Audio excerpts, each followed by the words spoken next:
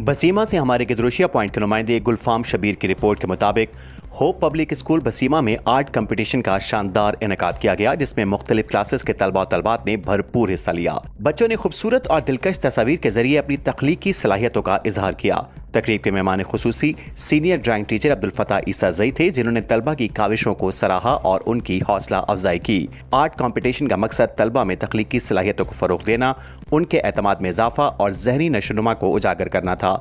मुकाबले के अख्तिताम पर नुमाया कारकर्दगी का मुजाहरा करने वाले तलबा और तलबात में इनामात तकसीम किए गए।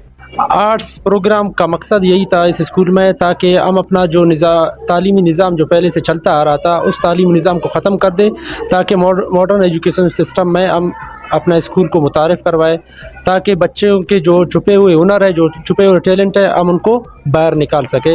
इससे एक फ़ायदा ये होगा कि बच्चे दिलचस्पी से पढ़ सकेंगे और ऐसे सरगर्मियाँ हम दुनिया को भी दिखाना चाहते हैं कि इस पसमानदा ज़िले के एक छोटे से शहर में ऐसा तालीमी निज़ाम हम लाने जा रहे हैं। इन्हीं मुकाबलों के ज़रिए बच्चों के छुपे हुनर ज़ाहिर होंगे। आर्ट ज़िंदगी के वाक़यात की जमालियाती तस्दीक और तरदीद का नाम है।